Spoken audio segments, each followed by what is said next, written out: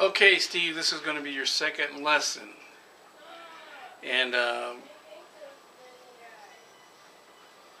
you need to get your guitar and tune it up. And if you remember, that's one of the most important things of playing. Every time that you sit down and play, you need to tune your guitar up. Even if you don't have a tuner, which is usually at 440, you can tune harmonically. You take the second string up here on the 12th fret and you pick it, and then you down here on the third, the 7th fret needs to harmonize with that, and then you can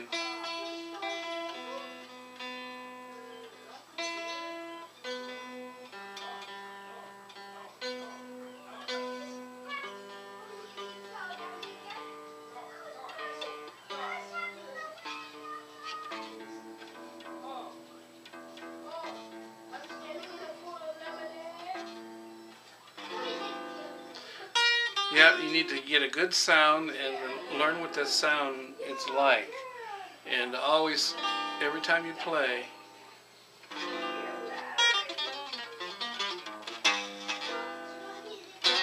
and this video is also for other people who would like to learn to play the guitar. As we talked about last time, guitars are important. In fact, you need, even if you don't have a brand new guitar, a good used guitar is also the best way to go. You can go to a lot of music stores that sell used instruments, and it's better not just to go to a pawn shop, because a lot of times they don't know. You need to know what you're looking for when you go to a pawn shop. But there's places like Music Go Round where those are people that know guitars and what they should sound like. And you need to get something that's a good quality, and you can usually get them at a real good price. I have 3 guitars, and 2 of them are Ibanez, like yours is an Ibanez. In fact, all 3 of mine are used guitars. And in fact, this one was at a pawn shop, but it was brand new. It still had the plastic wrapping on the pickups. And so I was fortunate to get a really good price on it. And so anybody that's looking for a guitar needs to, if they can't get a brand new one, get a good used one. It takes a lot of practice, as I mentioned. If a person wants to play the guitar, they need to spend at least an hour a day. You know, most professional guitar players spend several hours a day on different facets of their music, from their progressions, from their scales, to reading music, different styles of music, but they need to spend a lot of time, and you need to practice on your scales. First of all, we're going to start you with the major scale, and that can be in any key. You need to practice in all different keys, the major scale.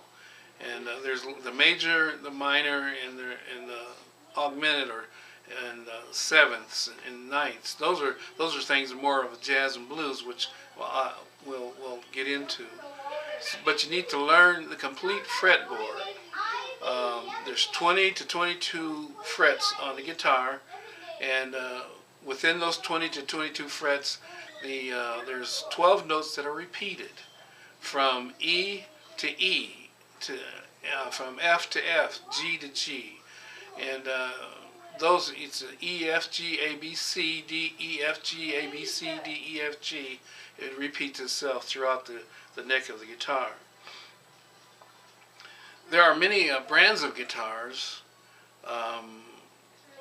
all kinds of guitars, and there's some very I've never heard of before, but they are good. And in each of those brands of guitars, from Gibson to Ibanez to Fender, there's different brands. I mean, different qualities, and usually the guitars, you can get a lesser expensive one, but it's basically you want to have a good feel to guitar, and where the strings aren't.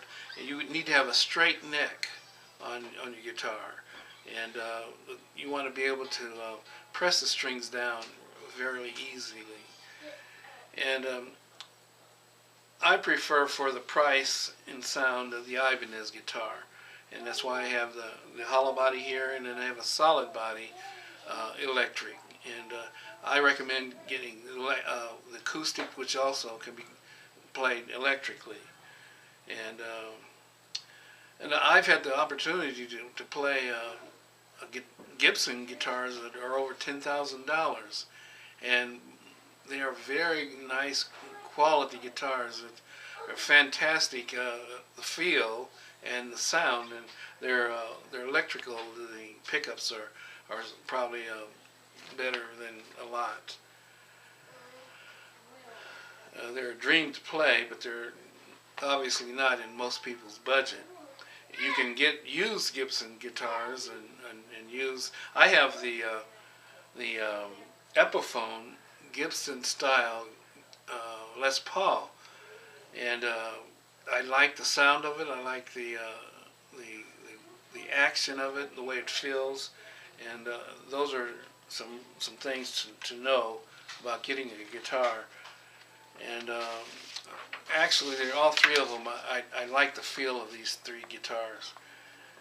It's a must in learning the guitar to learn the complete fretboard, and it adds tremendously to the music you play.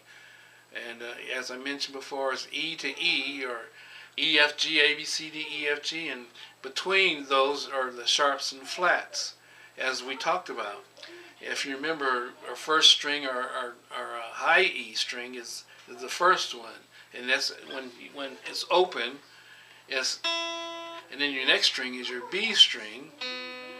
The next string is the G string open, the D, A, E on your bass string.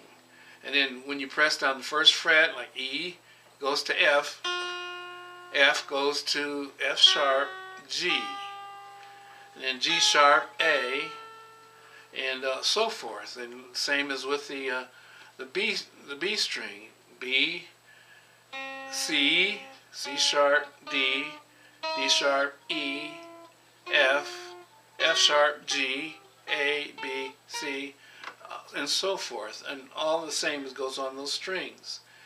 And you want to be able to learn that there's each chord is made up of basically three notes, and that's the first, your third, and your fifth. Those are the three basic notes of a chord: first, third, and fifth. This is 1, 2, 3, 4, 5, and the first, third, and fifth. And usually you can play the first and the third and make a chord. It can be either flatted or sharped with the first, and that way you get into your augmenteds and diminish. But a first, third, and fifth makes up a chord. And usually your first is your root.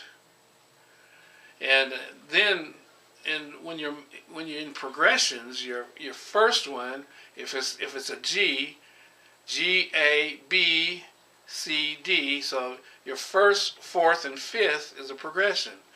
It's a G, A, B, C, C and D is going to be G, D, and I'm sorry, G, C, and D. G, C, and D are your progressions. And here's the G, and here's your C, here's your D. Back to G. Or